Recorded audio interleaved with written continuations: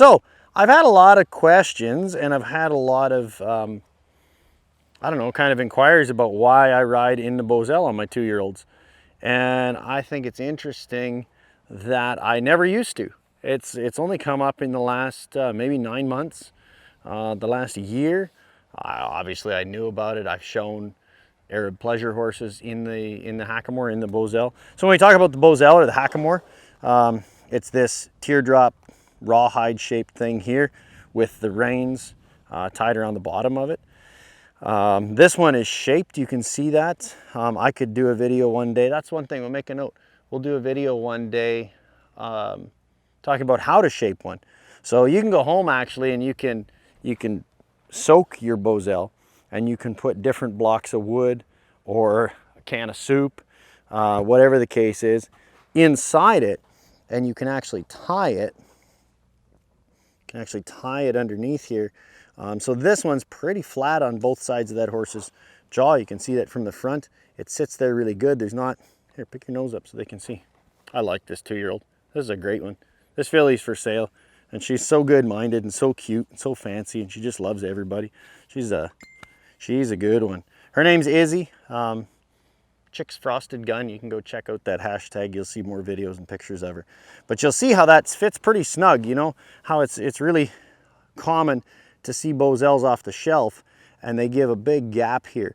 But what I've done is taken it home and soaked it, and I've put a block of 2x4 in there, maybe 6-8 inches long, and I've set it inside here, and I've actually tied it around that block of 2x4 until it dried. So you can see here on the bottom, you can see it a little less because I've taped it so it doesn't rub the horse raw. But you can see in the bottom here where it actually goes straight and then it cuts in underneath and really gives us a good fit on this filly's face. So that's one of the first things that I'll do with a Hackamore, is go home and kind of shape on that thing and mess around with it so that it fits a little better, and you can really snug that thing on and it sits really nice. Then you can see I'm losing the electrical tape on this one in particular. You can tell this one's my favorite one. But I'll take regular black electrical tape and I'll tape the noseband, and I'll tape both the sides here under the jaw so that you don't rub them raw. Because when you start riding 2-year-olds around, if you have to pull on them, you can really take the hair and the hide off the top of their nose. You can see this filly's been ridden every day in this Hackamore, and I mean, there's no marks, there's no hair missing, and that's the reason that you see it taped up all the time. So that's one thing there.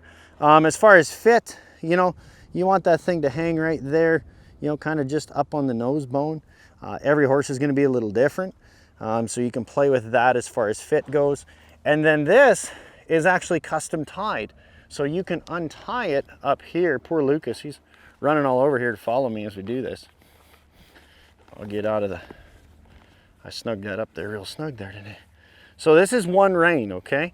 So you can actually take this and you can untie it, and you'll see down here where those loops come around here, and basically the gap in here is very similar to how tight you would make a curb chain on a bridle. You see that? How that, when I pick up on that and that takes hold of her jaw, you see how she breaks over, and I'm taking hold about that much, so when I lift that, the way that this, you see, we can tighten that up, we can make it tighter.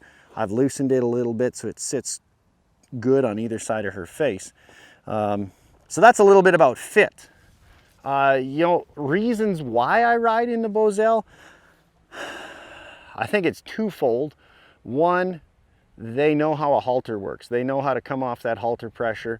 You've taught them that. They've been led around, they've been tied, they've been handled, they've been led by that halter. So I think that's one of them. And so that really allows me, and I have that feeling where when I get on my 2-year-olds, it's like I just take my hands and I put my hands around their nose and I say, here, let's go this way and let's go that way, and it just feels really natural. They have the ability to understand staying between the sides of that Bosal. They know when you draw this way or when you draw the other way. And it just feels like you really take a good hold of their face and help them come around. So at the beginning, it just really helps me get a hold of a horse and handle it. The second thing, and I think this is the thing that's really dawned on me as I ride them, mentally, I find they stay looser, they stay softer, they stay a lot better in their shoulder and their neck, because and I guess it makes sense. You aren't in their jaw, you're not in their face, you're not on their tongue, you're not in against their teeth starting to pull in there. And you can imagine how tight you would get in your head and neck if the first thing we did is got in your jaw and started to pull on your teeth, and you'd get real tight in your neck and you'd start to brace yourself. And I think colts sometimes do. And I've ridden in the snaffle for ages. I have no problem with the snaffle. I have no problem going to, a classic equine 5-link chain with a shank, all these things. I have no problems with all these different bits. I use them all. But I've really found that this allows me to draw on them, and it just keeps me away from getting in their face. They don't do that messing around. As soon as you get in here, they start doing this kind of thing. And, why are you poking on me? And you can see already she's got a little weird. I've got in her mouth there, and she's going to start doing this. And you have to imagine mentally, when you're teaching them all those beginning maneuvers and really starting to teach them how to move their body, if they're in their face kind of thinking, why are you doing this inside my mouth? They just get a little bit tighter. And so I've found that this has really enabled me to ask a lot from these horses. And, they're not tough. It's not like they're getting strong into Bosal. If I pick up and draw on this filly, she's that light, They're understanding. She's not fighting with me at all. She doesn't want to argue. She really understands that pressure on her nose. And I think mentally, once you get them through those first couple months of understanding everything, you can go to the snaffle a couple days a week. You can go to the snaffle off and on. I think in the first month, I go and ride them around once in a while in the snaffle, just so you don't get to that point where they're 6 months in and you got to put a snaffle in and start over. Nobody wants to do that. But I really feel that the more that I do it, the more I'm able to really teach them, that outside rein, and kind of drawing across the body and drawing them over here and allowing myself that ability to neck rein them around, and they start to really understand how that pressure works and not get tight. So when you start to run them, they're starting to struggle through the things that you're teaching them as 2-year-olds. The one thing they're not doing is getting mentally tight or fractious in their face. And that really helps them stay soft mentally and physically, I find, through all of that first couple months of working on them. And so, this is a great example, and I'm going to get on and ride her a little bit, and we'll talk about how you draw on that horse and how it stays soft and how it stays smooth, because this is a great 2-year-old filly by Chicks Loaded Gun out of a blue Sparkalina mare. So lots of fancy, lots of color on this filly. She's super sweet. I really like her a lot. So I think that's, that's why the Hackamore is so cool, because you can see right there already, where I can take hold of her and just draw on her face, and she doesn't really argue with me. I can draw over here and put my left leg on and really kind of take hold of her nose and draw her body around. You can see how quiet. Her mind looks so quiet, I think, because her face is so quiet, her mouth is so quiet. She's not really worried about it. She understands the pressure, of me taking hold of her, and I can push on her like that a little bit, and she kind of gets her feet around, and you can get over here and get on that outside rein, and they start to just, they move their body really good because they're not afraid of you jerking on their face, and you can just, you can pick up and just, they settle into that. So I like that feeling. And if I felt like she was too reactive, there's a little flat spot where Lucas stood for one of the videos there on the ground. If I felt like she was too reactive, I would loosen the winds off. So I would untie some of that around the bottom of the Bosal there. And I'd loosen that off so I had a little more play. I might widen it out so it's not so snug around her nose. But right now, I just love the way she reacts. You can just take her there and she just folds up in that, so soft and so nice. And I just feel like, the more you can do that and kind of draw their nose around and teach them how to move their body without pulling in their jaw, I think the softer they're going to be. So, you know, it's the same when you start to work on transitions. You can really just take a hold of their nose and kind of jog them up in the bridle, and they stay really soft and relaxed and pretty. You know, you can start to draw them around and, you know, come off that outside rein and push them up there, the same that I do with all of them, you know.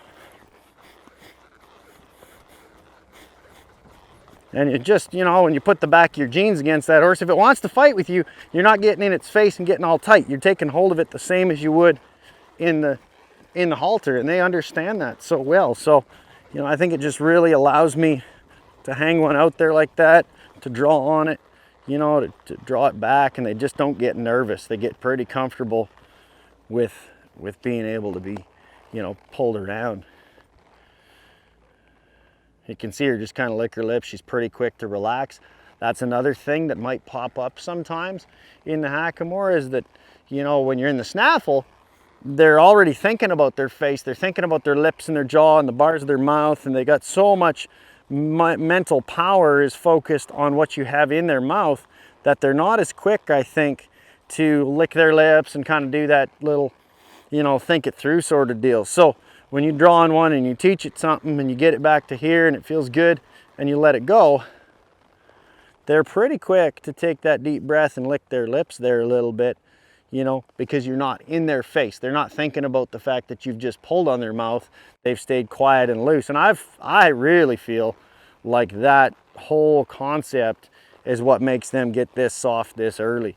You know, I've seen Casey Deary do it so much, and he gets so much out of his horses for so long in the hackamore, and they just go so naturally. You know, I've heard that lots of times. Get your feet back. There you go. I've heard that lots of times on the show circuit, you know, that he's known for his horses kind of looking really natural and just going the way that they go and moving the way that they move. And the more I study it, the more I think that it has everything to do with how mentally relaxed they are, because we don't start in their face and start pulling on their jaw and start getting them tight in their body. And, you know, a young 2-year-old like this is a beautiful little filly, but, you know, she's got lots and lots and lots of time to learn those extra pressures and those new things. And I think if she understands how to be soft here, and you can put your leg on, you know, and squeeze her belly and just kind of take hold of her, and, you know, if she knows how to come back off that, really that soft, I'll bet you're not going to have to do much pulling in your snaffle when you go there. You won't have to do much pulling in your bridle. You know, you can pick up on one like that, and it just stays that loose, and you start to draw it around and reach back with that outside leg, and they come off that rein, you know, already here, and they just know when you draw on their face, they know where to go without getting tight in their neck. And I bet you have less problems when you go from here. Why don't we get a little more rhythm there? Ho, ho, ho, ho, ho. There we go. There, bring that last foot up. There we go. You have better rhythm. You know, you have a lot more softness. I think when you go to the snaffle and ultimately to the bridle and start riding one-handed, they understand how to come away from those pressures on their neck, and you start to get them to just come around like that.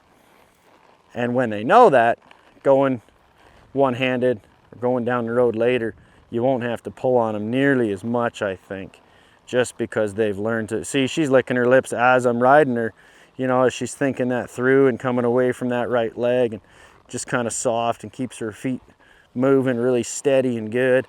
You know, she'll lick her lips in between and just think it through, because she's not thinking about me pulling on her jaw, or, you know, bumping into her teeth or pulling on her tongue or things like that. So anyways, hopefully that lets you a little bit into how I think about it. I'm sure, you know, you guys maybe have learned different, or maybe you learned from somebody else.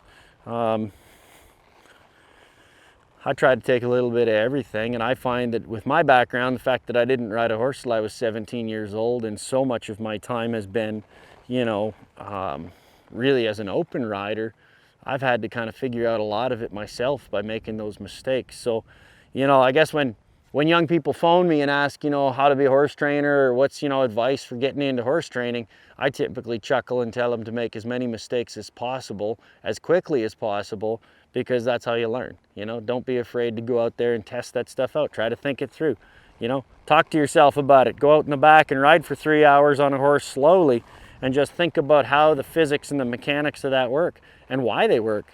And I think that'll make you a better rider, better trainer, better showman any day of the week. So thanks, guys. Hopefully that's an interesting little clip there.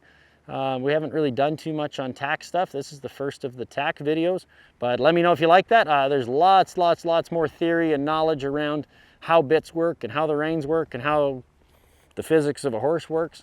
So if you guys like that, let me know. We'll do more of those.